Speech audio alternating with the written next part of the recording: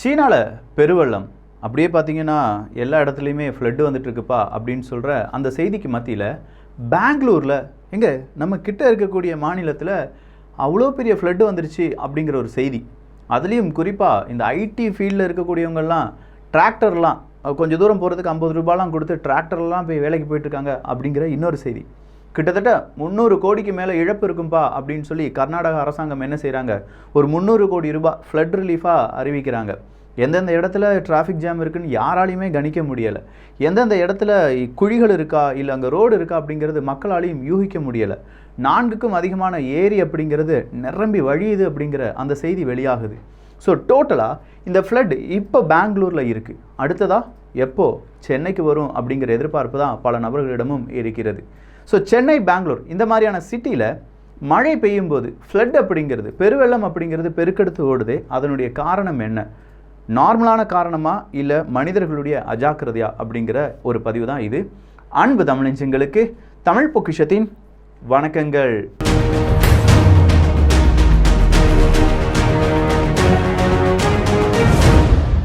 கிட்டத்தட்ட 90 வருடமா இப்படி ஒரு மழையை நாங்கள் பார்த்ததே இல்லைப்பா அப்படின்னு சொல்லி பெங்களூர் வாசிகள் சொல்லிட்டு இருக்காங்களாம். சொல்லப்போனால் பெங்களூரில் இதெல்லாம் சர்வசாதாரணம் அப்படின்னு நினச்சிட்டு இருந்தோம். ஆனால் இப்படி ஒரு மழை, இப்படி ஒரு டிராஃபிக் ஜாம், இப்படி ஒரு பெருவெள்ளத்தை நாங்கள் பார்த்ததே இல்லை அப்படின்னு சொல்லி எல்லாருமே சொல்ல ஆரம்பிச்சிட்டாங்க. பெங்களூரில் ரொம்ப முக்கியமான இடங்கள் எல்லாமே மழையின் அளவு அப்படிங்கிறது கிட்டத்தட்ட 368% உயர்ந்திருக்கு. ஸோ 368% உயர்ந்த அளவு மழை அப்படின்னு சொல்லும்போது 368% மழை பெய்திருக்கிறது, எக்ஸ்ட்ராவாக மழை பெஞ்சிருக்கு அப்படின்னு சொல்லும்போது இதை தாங்கிக் கொள்ளக்கூடிய கெப்பாசிட்டி பெங்களூருக்கு இருக்கா அப்படிங்கிறது மட்டும்தான் இங்கே கேள்வி. நான் சொல்கிறது பெங்களூருக்கு மட்டும் கிடையாது. இந்த பெங்களூரு அப்படின்னு சொல்லும்போதெல்லாம் நீங்கள் சென்னை அப்படிங்கிறத சேர்த்துக்கோங்க.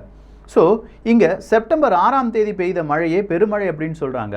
இன்னும் 3-4 தினங்களுக்கு பலத்த மழை இருக்கும் அப்படின்னு சொல்கிறாங்க. அங்கே இருக்கக்கூடிய நிறைய இடத்துல பலவிதமான மின்சார கசிவுலாம் ஏற்பட்டு சில நபர்கள் இறந்து போயிருக்காங்க அப்படிங்கிற செய்தியும் வெளியாகி இருக்கிறது. இன்னொரு 3-4 நாள் இப்படியே மழை பெஞ்சது அப்படின்னா எங்களுடைய வாழ்க்கை அவ்வளோதான் அப்படின்னு சொல்லக்கூடிய மனிதர்களும் இருக்காங்க. ஸோ பெங்களூரை பொறுத்த வரைக்கும் கடல் மட்டத்திலேருந்து ரொம்ப உயரமாக தானப்பா இருக்குது, ஆனால் அங்கே அடிக்கடி மழை பெய்கிறதே அப்படிங்கிற ஒரு கேள்வி இருக்குது. இந்த அடிக்கடி மழை பெய்வது அப்படிங்கிறது இல்லாட்டி இந்த பெருவெள்ளம் ஃப்ளட் அப்படிங்கிறத நம்மளால் கண்ட்ரோல் பண்ண முடியுமா அப்படின்னு பார்த்தா நார்மலான நம்மள மாதிரியான ஹியூமன் பீயிங்ஸுக்கு கண்ட்ரோல் பண்ண முடியாது. அதை கண்ட்ரோல் பண்ணுறதுக்கான நிறைய சிஸ்டம்ஸ் அப்படிங்கிறதெல்லாம் கொண்டு வந்துட்டு இருக்காங்க. பட் இதிலேருந்து தப்பிப்பதற்கான வழிமுறைகள் அப்படிங்கிறது ஏராளம் இருக்குது. இந்த தப்பிப்பதற்கான வழிமுறைகள் அப்படின்னு சொல்லும்போது இதை சென்னை வாசிகள் பார்க்கும்போது, ஐயா உங்களுடைய ஏரியாக்களில் எந்தெந்த கால்வாய்க்கள் தூர்வாரப்பட்டிருக்கிறது, எந்தெந்த சாக்கடை போகக்கூடிய அந்த கால்வாய்க்கள் சரியாக வேலை செய்யுது, இல்லை மழை நீரை கொண்டு செல்லக்கூடிய அந்த காவாய்க்கள் அப்படின்னு சொல்லுவோம் பார்த்தீங்களா, அதெல்லாம் சரியாக புனரமைக்கப்பட்டிருக்கிறதா அப்படிங்கிறத கொஞ்சமாக யோசிச்சுக்கோங்க. இப்போது பெங்களூரில் நடந்ததும் அதே தான். அங்கே என்ன நடக்குது அப்படின்னு கேட்டிங்கன்னா, மான்சூன் அப்படிங்கிறது ஆரம்பிக்குது. பொதுவாக மான்சூன் அப்படிங்கிறது ஜூன் மாதத்திலேருந்து அக்டோபர் வரை நீளக்கூடியதான் மான்சூன். இந்த பெங்களூரில் இருக்கக்கூடிய அவங்களுக்கு நிறைய மழை கிடைக்கக்கூடியது இந்த மாதங்களில் தான். ஸோ ஜூன்லேயே இந்த மழை அப்படிங்கிறது ஸ்டார்ட் ஆயிடுச்சு. ஜூலை, ஆகஸ்ட் அப்படின்னு சொல்லி வரும்போது ஆகஸ்ட்டில் பெய்த மழை அப்படிங்கிறது கடந்த 4 வருடங்கள் இல்லாத அளவுக்கு மழை பெங்களூரில் பெய்திருக்கு. அப்படி 4 வருடங்கள் இல்லாத மழை அப்படின்னு சொல்லும் போதே பெங்களூர் வாசிகள் கொஞ்சமாக சுதாரிச்சிட்டாங்க. ஐயோ ஆகஸ்ட்டில் இந்த காட்டுதுன்னா செப்டம்பரில் பெருசாக காட்டிட்டு போயிருமே அப்படின்னு சொன்னதுனால கொஞ்சம் பேர்லாம் என்ன செய்கிறாங்கன்னா, ரொம்ப தாழ்வான நிலப்பகுதியில் இருக்கக்கூடிய நபர்கள் எல்லாருமே அப்போவே அவங்கவுங்க ஊருக்கு பறக்க ஆரம்பிக்கிறாங்க. கரெக்டாக இவங்க நினச்ச மாதிரி செப்டம்பர் 6ஆம் தேதி எல்லாமே மழை அப்படிங்கிறது வெளுத்து வாங்குது. 4 ஏரி அப்படிங்கிறதெல்லாம் நிரம்பி வழியுது, டிராஃபிக் ஜாம் ஆகுது. என்னடா அப்படின்னு சொல்லி பார்க்கும்போது உள்நாட்டு கட்டமைப்பு. குறிப்பாக பெங்களூரில் ஆகஸ்ட் மாதம் பெய்த மழை அப்படிங்கிறத வரலாறு இதுவரையிலும் பதிவு செய்திருப்பது அப்படிங்கிறது 387 மில்லிமீட்டர் தான். ஆனால் அது 1998 பதிவு பண்ணியிருக்காங்க. ஸோ 1998 பதிவு பண்ணது தான் இதுவரையிலும் வரலாற்றில் கூடுதலான மழைப்பொழிவு அப்படின்னு சொல்லலாம். ஆனால் 2022 ஆகஸ்ட்டில் 370 மில்லிமீட்டர் மழை அப்படிங்கிறது கொட்டி தீர்த்து விட்டது அப்படின்னு சொல்கிறாங்க. ஸோ ஆகஸ்ட்டில் 2022 370ம் வரலாறு இதுவரையிலும் பதிவு செய்யப்பட்ட 387க்கும் வித்தியாசம் அப்படிங்கிறது வெறும் 17 மில்லிமீட்டர் தான். இந்த 17 மில்லிமீட்டர் இன்னும் 3 தினங்கள் மழை இருக்குது அப்படின்னு சொல்லும்போது கண்டிப்பாக இது ஒரு வரலாறு காணாத அளவு மழையாக இருக்கும் அப்படின்னு சொல்கிறாங்க. அடுத்ததாக பெங்களூரில் மட்டுமே ஆகஸ்ட் மாதம் 98.5 மில்லிமீட்டர் அப்படிங்கிற மழை பெய்திருக்கிறது. அதே இது நீங்கள் 2020 பார்த்தீங்கன்னா 75.9 மில்லிமீட்டரும், 2021 நான் சொன்ன ஆகஸ்ட் 2022 370 மில்லிமீட்டர்னு சொன்னேன். 2021 வெறும் 98.5 மில்லிமீட்டர் அளவு தான் மழை பெய்தது. அதே இது 2020 எடுத்து பார்த்தீங்கன்னா 75.9 மில்லிமீட்டர் தான் மழை பெய்திருக்கிறது. 2019 2018 தான் 146 மில்லிமீட்டரும் 158 மில்லிமீட்டரும் மழை பெய்திருக்கிறது. ஸோ 2018க்கு பிறகு மிகப்பெரிய அளவு 370 மில்லிமீட்டர் மழை பெய்வது அப்படிங்கிறது இந்த முறை தான்.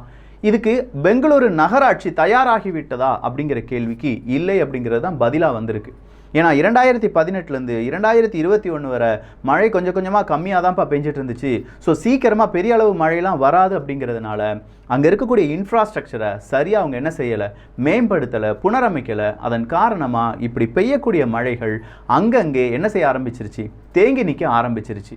சாலைகள் எல்லாம் குறிப்பாக NH எல்லாம் டேம் மாதிரி ஆக்ட் ஆக ஆரம்பிச்சிட்டாங்க, டேம் மாதிரி செயல்பட ஆரம்பிச்சிட்டாங்க. அப்படியே மழை பெய்கிறது, கீழே இறங்குறதுக்கான வாய்ப்புகள் இல்லை. ஒரு இடத்த நம்ம சிட்டி சைடாக மாற்றுறோம் அப்படின்னா அந்த இடத்துல நீரை உறிஞ்சக்கூடிய சக்தி மண்ணுக்கு இல்லாமல் போயிடும். ஸோ அப்படிப்பட்ட அந்த பூமி என்ன செய்யும்னா தண்ணீரை என்ன செய்யும், சும்மா போக விட்டுரும். இப்படி மழை பெய்யக்கூடிய தண்ணீர் எல்லாமே சிட்டி வழியாக ஒழுகி கால்வாய்க்கள் வழியாக கடலுக்குள்ளேயோ இல்லாட்டி அங்கே இருக்கக்கூடிய வேறு ஏதாவது டேமுக்குள்ளேயோ கலக்க வேண்டும். ஆனால் நம்ம சிட்டிஸ் அப்படிங்கிறது இந்த மாதிரி இன்ஃப்ராஸ்ட்ரக்சரோடி வெல் பிளான்டா அப்படின்னு பார்த்தா இல்லை. ஆளாளுக்கு அங்கே ஒரு பில்டிங் கட்டிடுறாங்க, இங்கே ஒரு காம்ப்ளெக்ஸ் கட்டிடுறாங்க, இல்லை அங்கே ஒரு பெரிய அப்பார்ட்மெண்ட் கட்டிடுறாங்க. இது எல்லாமே பிளான்டு செய்யப்பட்டிருக்கிறதா, எவ்வளோ உயரத்தில் இருக்குது, அந்த உயரத்தில் மழை பெய்தால் எப்படி தண்ணீர் கீழே இறங்கி வரும் அப்படிங்கிறதெல்லாம் பிளான் பண்ணி பண்ணணுமா அப்படின்னு பார்த்தா இல்லைங்கிறது தான் நிதர்சனமான உண்மை. இதே மாதிரி தான் சென்னையிலையும் நம்ம என்ன செஞ்சிட்ருக்கோம், எந்தவித பிளானிங்கும் இல்லாமல் புதிய கட்டிடங்களுக்கு நம்ம அப்ரூவ் கொடுத்து புதிய கட்டிடங்களை கட்டி அந்த கட்டிடங்கள் எல்லாமே ஒரு கட்டத்தில் தண்ணீரில் மூழ்கி நிற்கக்கூடிய கட்டிடங்களாக மாறி நிற்கிறது. இன்னைக்கு பெங்களூர்லேருந்து வரக்கூடிய அந்த செய்தி ஊடகம் செய்தியெல்லாம் நீங்கள் எடுத்து பார்த்தீங்கன்னா அவ்வளோ விலை உயர்ந்த கார்கள் சொல்லுவாங்கல்ல, இந்தியாவினுடைய சிலிக்கன் வேலி அப்படிங்கிறதே பெங்களூரு தானே, ஐடி பார்க்கினுடைய ஹப்பே எது தான், பெங்களூரு தானே. ஆனால் அதுக்கு இன்னொரு பெயரும் இருந்திருக்கு. இந்த ஐடி ஹப்லாம் வர்றதுக்கு முன்னாடியே பெங்களூரை ஏரியின் இளவரசி அப்படின்னு சொல்லி அழைப்பாங்களாம். ஸோ ஏரியின் இளவரசி அப்படின்னா அங்கே அவ்வளவு ஏரி, குளங்கள், குட்டைகள், ஆறுகள் அப்படிங்கிறது இருந்திருக்கு. அதன் பிறகு தான் ஐடி செக்டார்ஸ் அப்படிங்கிறது அங்கே வளர ஆரம்பிக்கும் போது புதுசாக நிறைய பில்டிங்ஸ், நிறைய சாலைகள் அப்படிங்கிறது உருப்பெற ஆரம்பிச்சிருக்காங்க. அப்படி உருப்பெற்று மக்கள் தொகை எண்ணிக்கையும் அங்கே கூடுதலாக மாற ஆரம்பிச்சிருக்கு. ஒரு கணக்கு சொல்லுது, 1901 வருடம் வெறும் 1.63 லட்சம் மனிதர்களாக இருந்தவங்க 2013 84 லட்சமாக மாறி இருக்கிறார்கள். இந்த பெங்களூரு அப்படிங்கிற இடத்துல வசிக்கக்கூடிய மனிதர்கள். அப்படின்னா 5099% பாப்புலேஷன் அப்படிங்கிறது அதிகரிச்சிருக்கு. ஸோ 5099% பாப்புலேஷன் அதிகரித்து இருக்கக்கூடிய ஒரு சிட்டியில் அதே அளவுக்கு இன்ஃப்ராஸ்ட்ரக்சரை செஞ்சுருக்காங்களா அப்படிங்கிறது மட்டும்தான் இங்கே கேள்விக்குறி. இந்த பெங்களூரில் இருக்கக்கூடிய இந்த இன்ஃப்ராஸ்ட்ரக்சராக இருக்கட்டும், இல்லாட்டி இந்த மழை நீரை எப்படிலாம் வெளியேற்ற வேண்டும் அப்படிங்கிற ஒரு ஆணையம் எது அப்படின்னு கேட்டிங்கன்னா பிருஹட் பெங்களூரு மகாநகர பாலிக் அப்படிங்கிற அந்த அமைப்பு தான் எந்தெந்த இடத்துல என்னெல்லாம் வேலைப்பாடுகள் இருக்குது அப்படிங்கிறத சரியாக கவனிக்க வேண்டிய அமைப்பு. இந்த அமைப்பு தோற்றுவிக்கப்பட்டதே 2007 வருஷம்தான். கிட்டத்தட்ட 100க்கும் அதிகமான வார்டு, அதே மாதிரி பெங்களூரு மகாநகர பாலிக் அப்படிங்கிறதையும் சிட்டி முனிசிபல் கவுன்சில் CMC இது எல்லாத்தையுமே உள்ளடக்கியது தான் இந்த BBMP அப்படின்னு சொல்லக்கூடிய அமைப்பு. இவங்க கிட்டத்தட்ட பெங்களூரை 198 வார்டாக பிரிச்சிருக்காங்க. 741 ஸ்கொயர் கிலோமீட்டர் அப்படிங்கிறது தான் இந்த BBMPக்கு கண்ட்ரோலில் இருக்குது. ஆனால் இந்த BBMP சொல்லக்கூடிய கணக்கு என்னென்னா, நாங்கள் ரொம்ப பெரிய அளவு தொகையை இப்படி நிறைய கால்வாய்கள்லாம் தூர்வார அனுமதித்தோம். வெறும் 25லேருந்து 44% கால்வாய்கள் மட்டும்தான் தூர்வாரப்பட்டிருக்கிறது அப்படிங்கிறது தான் அவங்க இப்போ கொடுக்கக்கூடிய மிகப்பெரிய ஷாக்கிங்கான இன்ஃபர்மேஷன். ஸோ பணம் அப்படிங்கிறது தனியாக செலவிடப்பட்டு அங்கே கால்வாய்கள் தூர்வாரப்படாமல் சரியாக பிளானிங் இல்லாமல் பல சாலைகள் போடப்பட்டதால் மக்களுடைய அன்றாட வாழ்க்கை பாதிக்கிற மாதிரி அங்கே என்ன செய்ய ஆரம்பிச்சிருச்சு, அங்கே தண்ணீர் தேங்க ஆரம்பிச்சிருச்சு. இப்போது நீங்கள் சென்னை எடுத்துக்கோங்களேன், சென்னையில் எங்கே பார்த்தாலும் தண்ணீர் தேங்கி நிற்பது தான் பிரச்சனையே தவிர மழை வருதல் அப்படிங்கிறது பிரச்சனை கிடையாது. ஃப்ளட்டை நம்மளால் கண்ட்ரோல் பண்ண முடியாது அப்படின்னு சொல்லி நம்ம பார்த்தோம். ஆனால் அதே நேரத்தில் அந்த ஃப்ளட்டுனால் ஏற்படக்கூடிய பாதிப்புகளை இப்படி அரசாங்கமும் அரசு அதிகாரிகளும் சரியாக செயல்பட்டாங்க அப்படின்னா நம்மளால் என்ன செய்ய முடியும், ஈஸியாக அதுலேருந்து தப்பிக்க முடியும். சென்னையில் இப்போ அதிக அளவு ஃப்ளட்டு கிடையாது.